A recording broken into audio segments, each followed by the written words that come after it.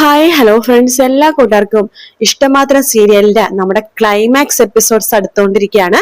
അപ്പൊ നമ്മൾ വിചാരിച്ച പോലെ തന്നെ ക്ലൈമാക്സ് ആയിക്കൊണ്ടിരിക്കുക കേട്ടോ. അപ്പോൾ ഉടനെ തന്നെ നമ്മുടെ ക്ലൈമാക്സ് കാണാൻ സാധിക്കും. അങ്ങനെ നമ്മുടെ ഇഷിതയെ കുറിച്ചുള്ള സത്യം മഹേഷ് അമ്മമാരോടും അച്ഛന്മാരോടും പറയുന്നുണ്ട്.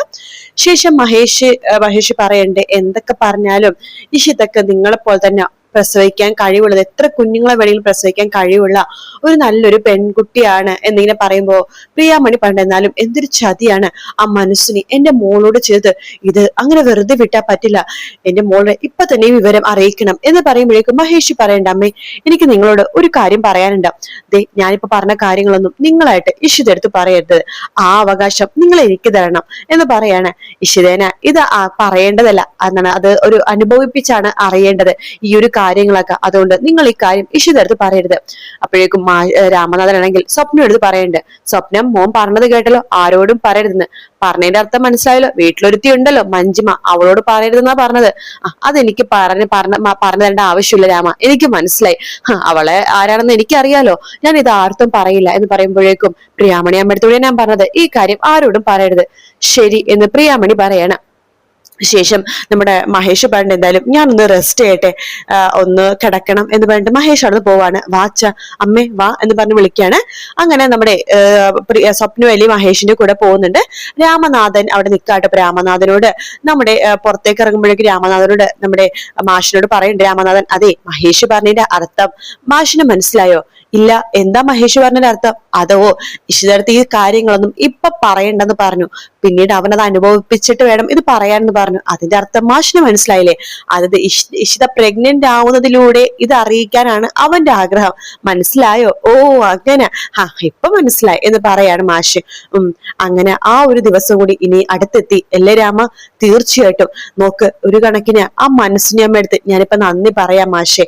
ശരിയാണ്, ഇഷിതക്ക് ആദ്യത്തെ ഒരു കല്യാണം കഴിയപ്പോ തന്നെ താലിമാല ഊരി വെച്ച് ആ മണ്ഡപത്തിൽ നിന്ന് ഇറങ്ങേണ്ടി വന്നു, ഒരുപാട് അപമാനങ്ങൾ നേരിടേണ്ടി വന്നു.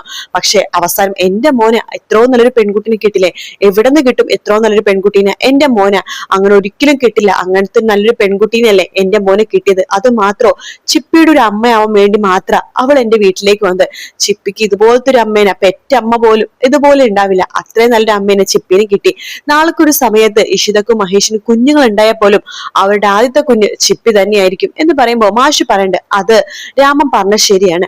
എന്റെ മോൾക്കിന് എത്ര കുഞ്ഞുങ്ങൾ ഉണ്ടായാലും അവൾക്ക് ആദ്യം ഇഷ്ടം, ഒരുപാട് ഇഷ്ടം കൂടുതലും, ഒരുപാട് അവളുടെ ആദ്യത്തെ കൺമണി എന്ന് പറഞ്ഞത് ചിപ്പിയും ആദ്യം തന്നെയായിരിക്കും. അതിലൊരു മാറ്റം ഉണ്ടാവില്ല. രാമനെ അറിയാവോ, ഒരു സമയത്ത് ഞാൻ ഒരുപാട് വേദനിച്ച ഒരു അച്ഛനാണ്. മകൾ ഒരുപാട് വിവാഹത്തെ കുറിച്ച് സ്വപ്നം കാണുന്നു, അവളുടെ കൂടെ ഞങ്ങളും ഉണ്ടായിരുന്നു. എന്നിട്ട് ആ വിവാഹ ബന്ധം മണ്ഡപം വെച്ച് മുടങ്ങിപ്പോയി. എന്റെ മോള് തകർന്നപ്പോഴുണ്ടല്ലോ രാമ, ഞാനും തകർന്നു പോയി. പക്ഷെ എന്റെ മോളെ ചേർത്ത് പിടിക്കാനാണ് ഞാൻ ശ്രമിച്ചത്. അതുകൊണ്ട് എന്റെ മോൾക്ക് നല്ലൊരു ജീവിതം കിട്ടി. രാമൻ പറഞ്ഞ പോലെ ഒന്ന് ചെയ്യണത് മറ്റൊന്നിനെ വളവാൻ പറയാറില്ലേ, അതൊക്കെ പോലെ ആയിരിക്കും അല്ലേ രാമ? അതേ മാഷ്, ഇതിനങ്ങനെ കണ്ടാ മതി. എന്തായാലും വിശുദ്ധ മഹേഷും ഒരുപാട് നല്ലൊരു ജീവിക്കും എന്ന് പറയുമ്പോഴേക്കും നമ്മുടെ മാഷ് പണ്ട്, അതെ രാമ, എനിക്കിപ്പോ ഈ ഇരിപ്പിൽ മരിച്ചു പോയാലും ഞാൻ സന്തോഷത്തോടെ പോവുള്ളൂ രാമ എന്ന് പറയുമ്പോ, അയ്യോ മാഷങ്ങനെ പെട്ടെന്നൊന്നും മരിക്കല്ലേ, കൊച്ചുമക്കളെയൊക്കെ കാണണ്ടേ എന്നൊക്കെ പറയുമ്പോ മാഷിങ്ങനെ ചിരിക്കാട്ടോ. അതിനുശേഷം കാണിക്കണം നമ്മുടെ പ്രിയാമണിനെയാണ്. പ്രിയാമണി മനസ്സിനുടെ വീട്ടിലേക്ക് വന്നിരിക്കാട്ടോ. മനസ്സിനെ എന്തൊക്കെയോ ചെയ്തുകൊണ്ടിരിക്കും. അപ്പൊ ആരോ ബെല്ലടിക്കുന്ന ഒച്ചയ്ക്കുമ്പോഴേക്കും നമ്മുടെ വാതിൽ തുറന്ന് നോക്കുമ്പോഴേക്കാണ് മനസ്സിനാണെങ്കിൽ പ്രിയാമണിനെ കാണണം കേട്ടോ. നീ എന്തിനാടി ഇവിടെ വന്നത് എന്ന് ചോദിക്കുകയാണ്. നിനക്ക് എന്താടി എന്തെങ്കിലും ആവശ്യമുണ്ടോ? നീ ഇവിടെ വരേണ്ട കാര്യം എന്താടി? ഇറങ്ങിപ്പോടി എന്റെ വീട്ടിൽ നിന്ന് എന്ന് പറയുമ്പോഴേക്കും, അതോ നിന്റെ മോളുടെ സുഖവിവരങ്ങൾ അറിയാൻ വേണ്ടി വന്നതാണോ എന്നൊക്കെ ചോദിക്കുമ്പോഴേക്കും പ്രിയാമണി ഒരു ഒറ്റ അടി മുഖത്ത് വെച്ചു കൊടുക്കാണ് മനസ്സിനിട. അത് കണ്ടുകൊണ്ട് നമ്മുടെ മാധവ് അങ്ങോട്ടേക്ക് വരുന്നുണ്ട്. മാധവിന് സന്തോഷാവാണ്. മനസ്സിനടുത്ത് പറയുന്നുണ്ട്, അതേടി എന്റെ മോളെ സന്തോഷമല്ല ഇവിടെ അനുഭവിക്കണമെന്ന് എനിക്ക് നന്നായിട്ട് അറിയാം. എന്റെ മോൾ ഒരുപാട് വേദനിക്കേണ്ടി ഇവിടെ ഇരുന്നിട്ട്. പക്ഷെ ഞാനിപ്പോ നിന്നെ തല്ലിയതേ അതിനു വേണ്ടി മാത്രല്ല, എന്റെ ഇഷിതടുത്ത് നീ ചെയ്ത ക്രൂരതകൾക്കാടി ഞാൻ തല്ലിതൊക്കെ തന്നതെന്ന് പറയുമ്പോ മനസ്സിനെ ആകെ നെട്ടുവാട്ടോ. പ്രിയാമണി പണ്ട് എന്താണ് നീ ആലോചിക്കണത്? നിനക്കറിയില്ലേ നീ എന്ത് ക്രൂരത എന്റെ മോളോട് ചെയ്തെന്ന്? ഒരു ലോകത്ത് ഒരു പെണ്ണും ചെയ്യാൻ പാടില്ലാത്തൊരു ക്രൂരതയാണ് നീ എന്റെ മോളോട് ചെയ്തത്. ഒരു പെണ്ണും മറ്റൊരു പെണ്ണോട് ചെയ്യാത്ത ക്രൂരത. നീ ഒരു പെണ്ണല്ലേടി, ഒരു അമ്മയല്ലേടി? നീ ആ ഡോക്ടറെ കൊണ്ട് എന്റെ മോൾ ഒരിക്കലും പ്രസവിക്കില്ല എന്ന് പറയിപ്പിച്ചു അല്ലെ? അന്ന് നീ ചത്തുപോയിടി മനസ്സിനെ. നിന്റെ ഈ 2 മക്കളെ പറ്റ ഗർഭപാത്രം അന്നേ പിഴച്ചു പോയതാണ്. അത് നിനക്കറിയാവോ? നീ എവിടെ അടി, അതുകൊണ്ട് നീ എന്താടി ഉണ്ടാക്കിയത്? മനസ്സിന് പറയണ്ട ഞാൻ കള്ളം പറഞ്ഞോ അതിന് എന്ത് തെളിവാടി ഉള്ളത് എന്ന് ചോദിക്കുമ്പോൾ പ്രിയാമണി പറഞ്ഞു ഇനി എന്ത് തെളിവ് വേണം, ഈ കാര്യം ഞങ്ങളോട് പറഞ്ഞത് ആരാന്നറിയോ, ഞങ്ങളുടെ മരുമകനാടി പറഞ്ഞത്, മഹേഷ് ആണ് പറഞ്ഞത്, അവനത് തെളിയിച്ചു. നീ കള്ളം പറയിപ്പിച്ച ആ ഡോക്ടർ ഉണ്ടല്ലോ അവരെ വീട്ടിൽ വിളിച്ചു വരുത്തി മഹേഷ് എല്ലാ കാര്യം അവരെ കൊണ്ട് പറയിപ്പിച്ചടി, നീ തീർന്നിട്ട് മനസ്സിനി എന്ന് പ്രിയാമണി പറയുമ്പോഴേക്കും അതേടി ഞാൻ അവരെ കൊണ്ട് കള്ളം പറയിപ്പിച്ചു തന്നെയാണ്, നിന്റെ മോളെ കെട്ടിയെടുക്കാൻ എനിക്ക് സൗകര്യം ഉണ്ടായിരുന്നില്ലടി എന്ന് പറയുമ്പോഴേക്കും പ്രിയാമണി പറഞ്ഞിട്ട് അല്ലെങ്കിൽ ഞങ്ങൾക്കും താല്പര്യമൊന്നും ഉണ്ടായിരുന്നില്ല, കാരണം എന്റെ ആദ്യത്തെ മോളെ ഇവിടുന്ന് അനുഭവിക്കുന്നത് എനിക്കറിയാലോ, ഇനി രണ്ടാമത്തെ മോളെ കൂടി ഞങ്ങൾ കൊലക്ക് കൊടുക്കോടി, പിന്നെ എന്തോ ആവട്ടെ എന്ന് വെച്ച് വിവാഹം നടത്തിയപ്പോഴേക്കും അത് അങ്ങനെയായി, അല്ലെങ്കിൽ നിന്റെ മക്കളെക്കാളൊക്കെ എത്രയോ യോഗ്യനടി എന്റെ മരുമകൻ മഹേഷ്, ഒരു കണക്കിന് ഇഷിതക്ക് മഹേഷ് തന്നെയാണ് ചേരുന്നത്, ഈ ശിവന് പാർവതി ചേരും എന്ന് പറഞ്ഞ പോലെയാ മഹേഷിന് ഇഷിത ചേരുന്നത്, അങ്ങനത്തെ ഒരു മരുമകനെ കിട്ടിയിൽ ഞങ്ങൾ ഇപ്പോ ആത്മാർത്ഥമായിട്ട് സന്തോഷിക്കുന്നതേ, നിന്റെയൊക്കെ മക്കളില്ലാത്ത ഒരു ഗുണം മഹേഷിനുണ്ട്, എന്താണെന്നറിയാവോ, ആണത്തോ എന്ന് പറയാണ്. അത് കേൾക്കുമ്പോഴേക്കും മനസ്സിനൊന്നും മിണ്ടുന്നില്ല കേട്ടോ. മനസ്സോട് പ്രിയാമണി ചോദിക്കണ്ട, നിന്റെ രണ്ടു മക്കളെ നീ കാൽക്കീഴിൽ കെട്ടിയിട്ടിരിക്കുകയടി, അവരുടെ ജീവിതം നീ തകർത്തില്ലടി, നിന്റെ മക്കൾ എന്ത് നേടിയടി, എന്തെങ്കിലും നേടിയോ, എവിടെ എത്തിയില്ല, പക്ഷെ എന്റെ രണ്ടു മക്കളോ മൂത്തവളാണെങ്കിൽ പിള്ളേരെ പഠിപ്പിക്കുന്നു, നല്ല നല്ല കാര്യങ്ങൾ പറഞ്ഞു പഠിപ്പിച്ചു, അവളൊരു ടീച്ചറാണ്, രണ്ടാമത്തെ മകളാണെങ്കിൽ പിള്ളേരെ ചികിത്സിക്കുന്നു, എന്റെ രണ്ട് മക്കളും ദേവതകളാടി നല്ല ജോലി എടുത്ത് നല്ല നല്ല കാര്യങ്ങൾ പറഞ്ഞും അറിവും അവരുടെ ജീവൻ രക്ഷപ്പെടുത്തിയാണ് എന്റെ മക്കൾ ജീവിക്കണത്, നിന്റെ മക്കൾക്ക് എന്ത് ഗുണമാടി ഉള്ളത് എന്ന് പ്രിയാമണി ചോദിക്കുമ്പോ മനസ്സിനി ഒന്നും മിണ്ടുന്നില്ല കേട്ടോ. ശേഷം പ്രിയാമണി പറയണ്ടേ, മനസ്സിനി ഞാനീ പഠിച്ചതേ ഇഷിതയുടെ അമ്മയായിട്ട് മാത്രമല്ല, ലോകത്തെ എല്ലാ അമ്മമാർക്കും വേണ്ടിട്ട് പോയിട്ടാണ് ഞാൻ നിന്നെ പഠിച്ചത്, നീ ഇനി അനുഭവിക്കാൻ പോകുന്നേ ഉള്ളൂ മനസ്സിനി, ഇനി അനുഭവിക്കാൻ പോകുന്നേ ഉള്ളൂ എന്ന് പറഞ്ഞിട്ട് പ്രിയാമണി അവിടെ നിന്ന് പോവാട്ടോ. പ്രിയാമണി പോയി കഴിയുമ്പോഴേക്കും മാധവ് പറയുന്നുണ്ട്, എനിക്കത് ഇഷ്ടമായി അമ്മേ, ഒത്തിരി ഇഷ്ടമായി, അവളുടെ കൈ തന്നെയാണ് അമ്മക്ക് ആദ്യത്തെ അടി കിട്ടേണ്ടത്, ഇനി കിട്ടാൻ പോകുന്നേ ഉള്ളൂ എന്ന് പറയാണ്.